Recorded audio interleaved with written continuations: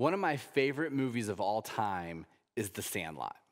I think I've seen the movie 100 times, and I'll still watch it a few times a year when I'm feeling a little nostalgic.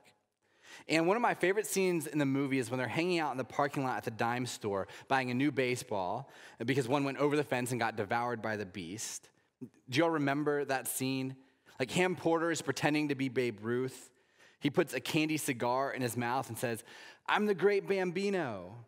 And right as he says that, the main character, Smalls, walks out and says, "Who's that?" And the boys lose their minds.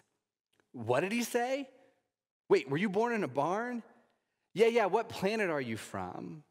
And then what they do is they list every single nickname they can think of for Babe Ruth.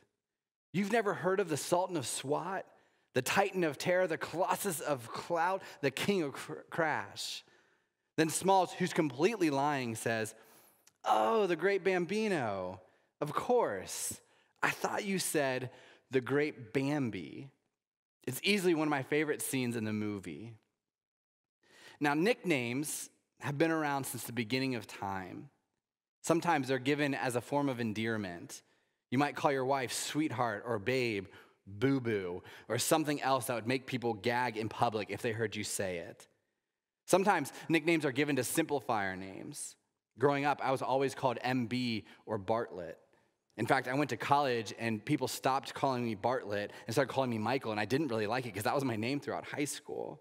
Or if your last name starts with a W, your nickname is probably your first initial followed by Dub. And sometimes nicknames are given because of your character or to describe an action that people connect to you.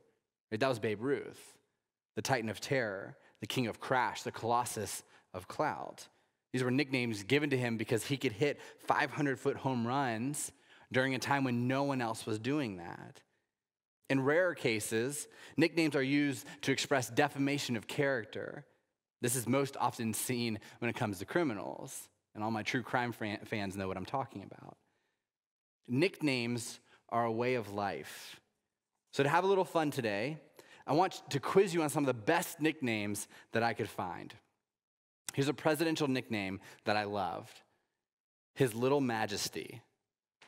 This was given to the U.S. president who was only 5 feet 4 inches tall. He was also nicknamed the father of the Constitution. That'd be James Madison. Now, I'm assuming he'd rather be called the father of the Constitution instead of His Little Majesty, but I'm not quite sure he got a choice. All right, how about an easier one? The top-selling pop artist of all time, the third best-selling musical artist ever, the king of pop, Michael Jackson. And I would totally moonwalk right now, but the camera's too far zoomed in. You wouldn't see my feet, which would totally defeat the purpose. Here's another easy one. Number 8 for the Baltimore Orioles.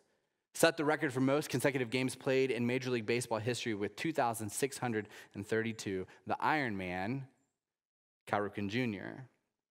Now, if you were born in Maryland and didn't know that one, you probably should move to another state. And here's a historical one for you. A great conqueror. In 13 short years, he amassed the largest empire in the entire ancient world, also known as the Great. Alexander of Macedon controlled an empire that covered over 3,000 miles. Right? And I could keep going. Honest Abe Lincoln, Wayne the Great One Gretzky, Christopher the Notorious B.I.G., Biggie Smalls, or simply Biggie Wallace, Benny the Jet Rodriguez, Barnabas. Okay, that last one might not be as popular, but it's a nickname of the person that we're talking about today as we continue our series, Ordinary People. This series is all about people in the Bible that are just like you and me. And they have these moments of great faith that lead to a huge impact on Christianity, the church, and even the world. These are men and women who aren't called heroes. Right? They aren't famous. They tend to only get mentioned on Sunday as supporting characters in sermons. But for this series, we're putting them in the spotlight and we're learning from them. Last week, I told the story of Ananias and how he refused to let fear win out and he trusted Jesus. And because of that, he got to help Paul, who was a notorious Christian killer, turn his life around, turn toward Jesus, and he even got to baptize him. Then Paul went on to plant churches all over the known world. And he did that by taking multiple missionary journeys to cities throughout the region and starting new churches. But he didn't go alone. He is joined by Barnabas. In Acts 13 through 15 in the New Testament, Paul and Barnabas go from city to city teaching people about Jesus.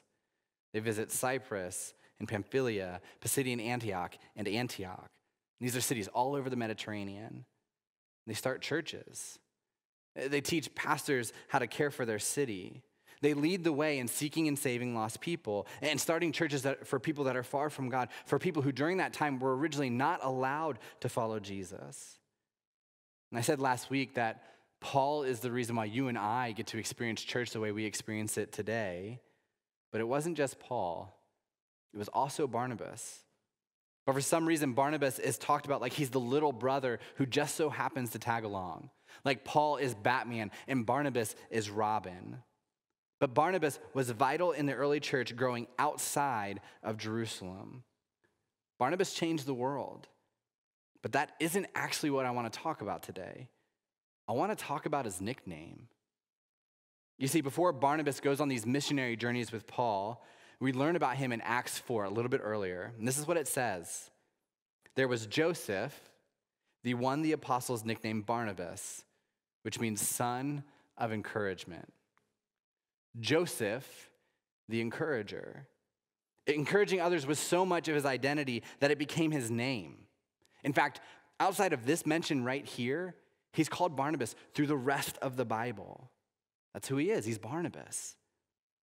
So here's the first thing I want you to write down today. And this is groundbreaking. Are you ready? How you treat people matters. How you treat people matters. It's crazy, right? But let's read that verse again.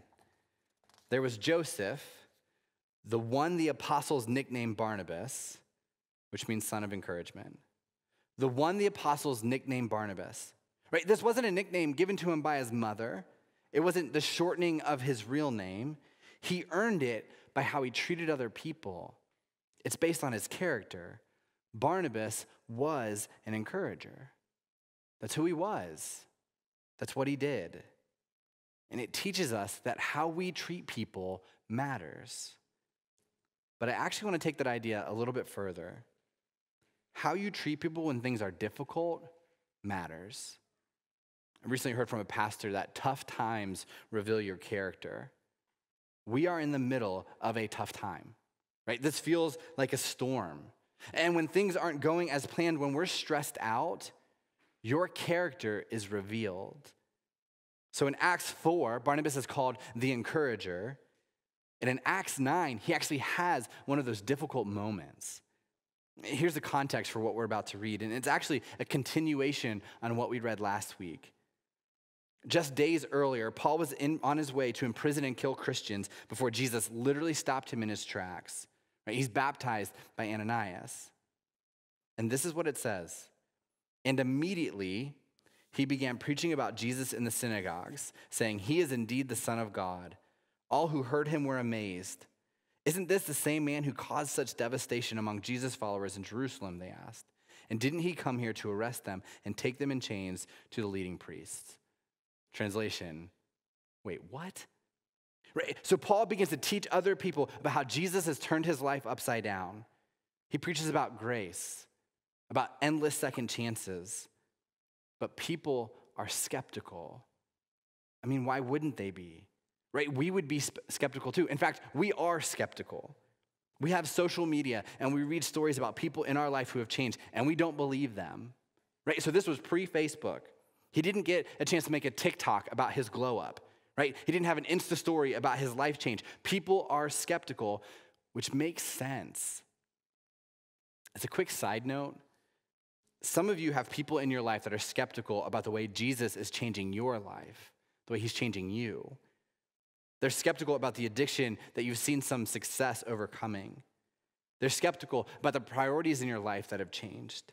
They're skeptical about the hope that you have.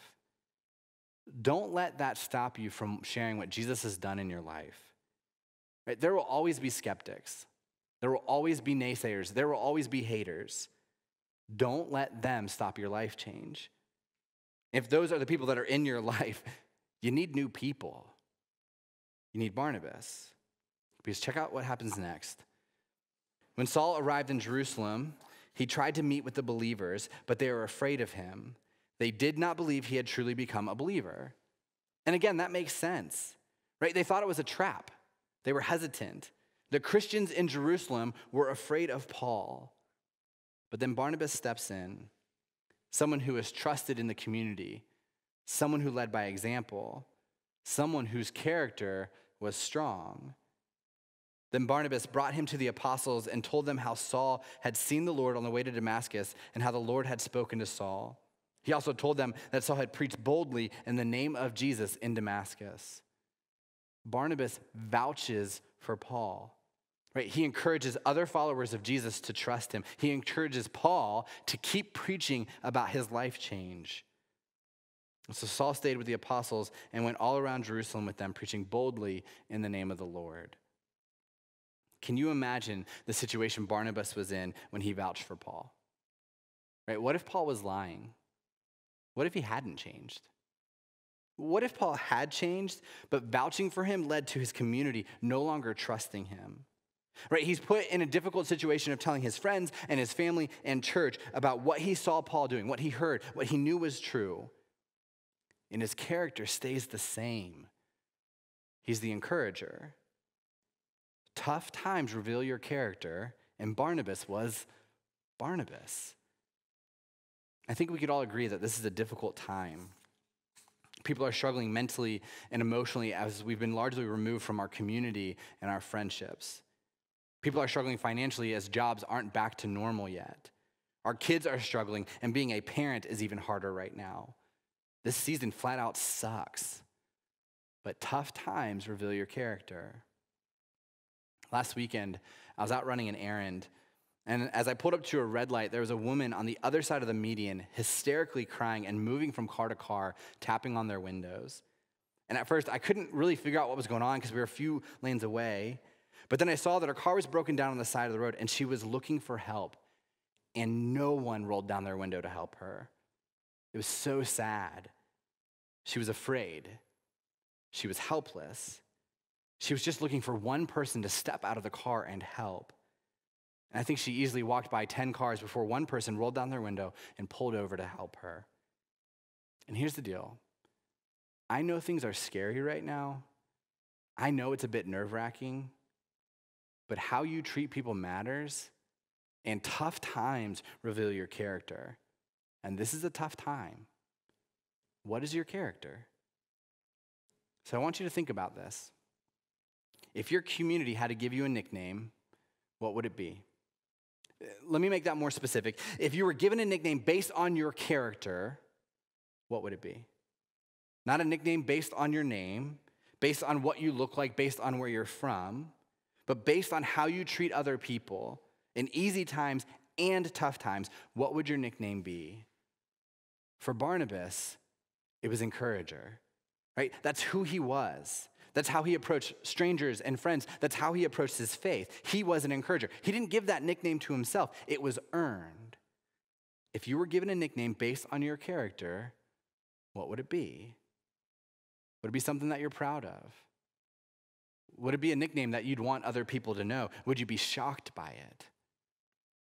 Galatians 6 says, a man reaps what he sows. And this is true in every aspect of our lives, especially when it comes to our character. The character that we plant is the character that grows. If you sow honor, you will reap healthy friendships. If you sow transparency, you will reap trust. If you sow courage, you will reap growth. It really is that simple. But the opposite is true as well. If you sow deceit, you will reap broken relationships. If you sow anger, you will reap bitterness. If you sow selfishness, you will reap loneliness. The character we plant is the character that grows. When writing the sermon, I was talking to my wife about this idea that I was going with, and she asked me what I'd want my nickname to be. And so I said, the Impaler. I'm just kidding. I told her that the one word that I want to describe me would be leader. I want to be a good leader. And what I really mean by that isn't that I just want to lead people, because it's not really about being in charge. That isn't it at all. The truth is, I want to go first.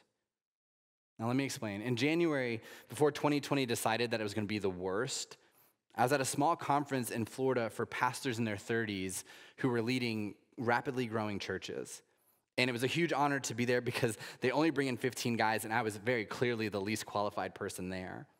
And one of the speakers talked about leadership, and this is what he said: leaders go first. Leaders go first in leading the way. They don't ask other people what they're unwilling to do. Leaders go first in following Jesus. They read their Bible. They take next steps. They own their growth. Leaders go first in giving. They give 10% and then they grow in their generosity. Leaders go first in emotional health. They have a crew of people that pour into them so that they know their heart is in the right place. Leaders go first in learning. They read. They learn from other pastors. They work on their mind. Leaders go first in mental health. They have a counselor. They rest. They take time to recharge. Leaders go first in vulnerability. They're real. They're honest. They talk about the hard things going on in their own lives, not just hard things. Leaders go first in rhythms. They have regularly scheduled time with their wife, their kids, their friends. And so I want to go first. And listen, I know I'm not perfect at it. Like, I'm not the best leader. I'm not the greatest leader in the world, let alone Frederick. But I am committed to being the leader you need, the leader that God calls me to be, and the leader that goes first in the good times and the bad. So what do you want your nickname to be? Because here's the good news. You get to choose. Right? You get to choose your character. You get to choose who you are. You are ridiculously in charge of how you treat people, how you portray yourself, and what your faith looks like. If you feel like your nickname isn't something to be proud of, you can change it by how you live. It is your choice. Right? If you want to be a great leader, go first. If you want to be an encourager, take time this week and send a short 30-second video to people in your life that need encouragement. If you want to be thoughtful, send dinner to the families in your life that you know are struggling. If you want to be faithful, trust God and take the next step that he's calling you to take. If you want to be fun, throw a party for your neighbors, 6 feet apart, follow all the rules. If you want to be the Colossus of clout, hit 500-foot home runs. Right? The good news is that it is on you to make that happen. So this week, take one step closer to being the person that you want to be. And listen, I know this comes across as a fun topic because nicknames are fun, right? They're endearing, they're encouraging. But I also know that this isn't as simple as it seems, because some of you are still carrying the names and words from people in the past that have hurt you, right? You're still holding on to your brokenness. You're still clinging to a version of yourself that you're not proud of. But that doesn't have to be the case. This is one of the beautiful things about following Jesus. When you make decisions to trust him, when you put your faith in him, when you are baptized, you are made new. 2 Corinthians 5 says, this means that anyone who belongs to Christ has become a new person. The old life is gone, a new life has begun. And guess who wrote this? Paul. Paul knows firsthand what it's like to give his old life to the past and bury that into the ground and be given a new life. Right? And that can only happen because of Jesus. Yes, Ananias and Barnabas played huge roles in the impact that he made, but it was the newness of Jesus that brought him to that point. And part of the beautiful thing about choosing that life, choosing to follow Jesus, is that you get to find out what God says about you, who God says you are. Right? God says that I'm his masterpiece in his workmanship in Ephesians 2. He says I'm established, 2 Corinthians 1. He says that I'm sealed with his promise, John 6. He says I'm redeemed, Colossians 1. He says that I'm more than a conqueror, Romans 6. He says that I'm strong and courageous, Deuteronomy 31. He says that I'm healed and whole, 1 Peter 2. He says I'm forgiven and free, 1 John 1. He says that I'm loved, John 15. He says that I am made new, 2 Corinthians 5. He says I am worth it all, John 3. So if you don't know where to begin when it comes to a nickname, start with what God says about you. Choose that as your character. Choose that as who you want to be in the easy times and the difficult times, and choose to live that out this week. Take one step closer to being the person that God calls you to be. Let's pray. God, thank you ultimately that we don't have to choose these labels, these nicknames for ourselves. God, that you call us to live a certain life. God, that you tell us that we're worthy, that you tell us that we're loved, that you tell us that we're more than conquerors. God, you tell us that we're brave and courageous. God, you tell us that we're kind and that we're good.